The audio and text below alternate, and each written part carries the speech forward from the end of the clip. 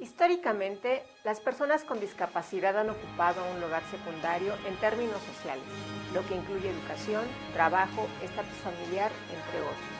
No dando reconocimiento a su labor, se relega su presencia y su actuar dentro de la sociedad en todos sus aspectos. El incremento de la violencia hacia la población con discapacidad es un área poco explorada en la que son necesarias acciones inmediatas. Las personas con discapacidad son únicas, al igual que sus situaciones de vida, y por tanto no pueden colocarse en el mismo contexto que el resto de la población. Muchas formas de violencia ejercidas hacia menores con discapacidad son enmascaradas tras el trato socialmente aceptado dentro de las familias e instituciones que piensan las mismas como una forma de cuidado o protección. El abuso o supresión de fármacos prescritos, el control social y económico, la falta de privacidad, la violencia física, los actos intimidatorios, la falta de atención para su integración a la sociedad son solo algunos ejemplos de las historias que conforman la multitud de respuestas inadecuadas a una situación de desventaja, excluyente de las relaciones interpersonales e intercolectivas. La violencia hacia la población con discapacidad constituye, al igual que en cualquier otro escenario, un ejercicio ilegítimo de poder, que atenta contra la integridad física y emocional de las personas. Por todo esto, es importante tomar conciencia de nuestras conductas violentas y del aprendizaje de habilidades para afrontar los conflictos generados por la discapacidad dentro de la familia y en los centros de atención a población con discapacidad.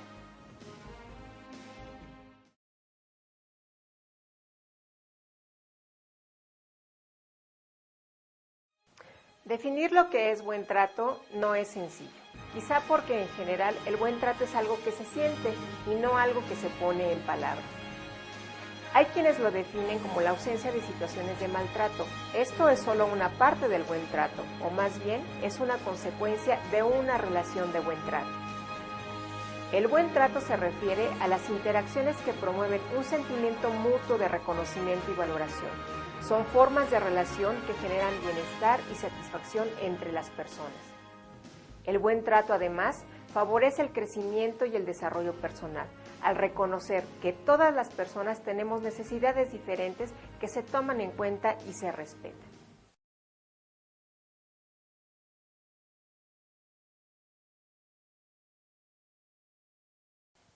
El buen trato tiene 5 elementos: el reconocimiento, la empatía, la comunicación efectiva, la interacción igualitaria y la negociación.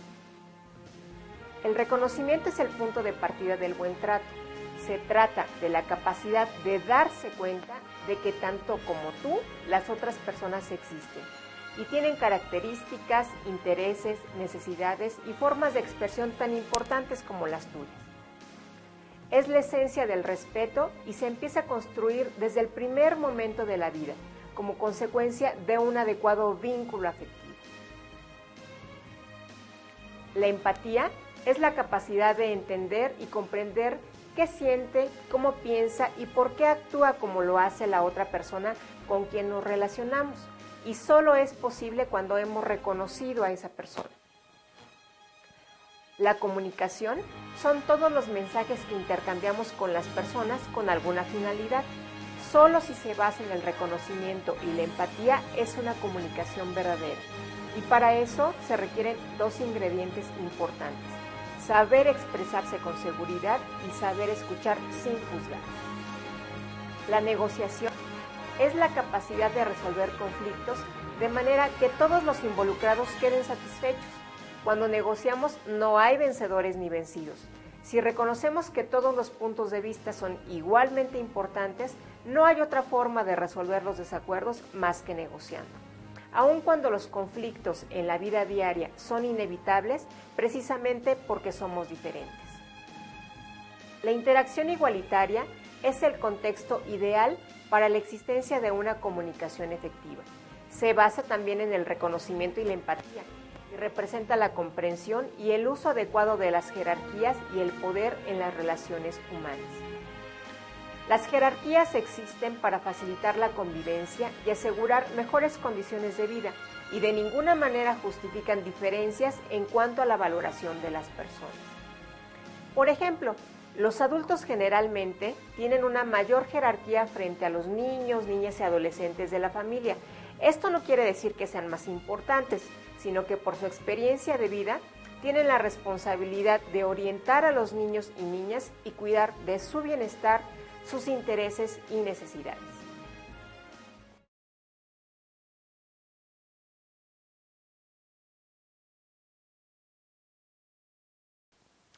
Quizá la pregunta que te hagas ahora es ¿cómo podemos fomentar el buen trato? Primero que nada con afecto, que es el eje alrededor del cual gira nuestra vida. De esa unión afectiva con otras personas tomamos fuerza para vivir, gozar la vida y hacer que otras personas también la disfruten. Con conocimiento del niño, la niña o el adolescente. Hay que saber qué les gusta y qué les disgusta. Preguntar, observar y conversar para conocerlos profundamente. Estar atentos a lo que nos pide y cómo nos corrige. Interesarnos, preocuparnos y compartir con ellos. Con comunicación adecuada, que implica que tengamos una actitud de diálogo y escucha, no solo de lo verbal, sino también de los mensajes no verbales que nos dan. Tomémonos el tiempo y el espacio para intercambiar ideas y opiniones, saber aceptar sugerencias para lograr que los niños, niñas participen en toda atención que requieran para lograr su integración. Con respeto, evitemos las palabras duras y ofensivas. No les digamos nunca, no puedes, no sabes. No anticipemos opiniones cuando sucede un conflicto.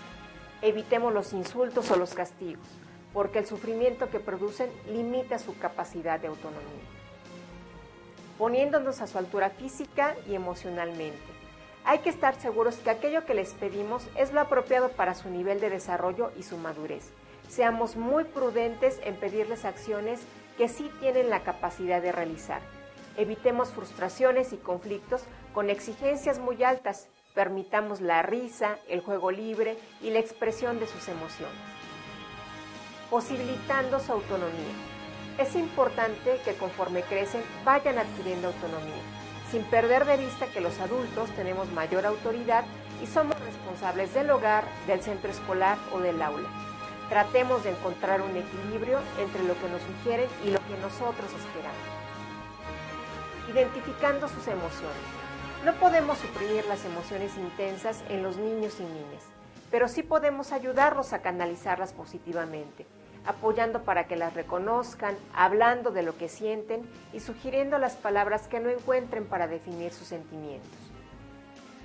Es importante estimular permanentemente en el niño o en la niña sentimientos positivos, en un clima optimista y motivador, usando colores alegres en la ambientación, manteniendo una buena iluminación y limpieza, escuchando música alegre, creando espacios agradables y recordemos sonreír permanentemente.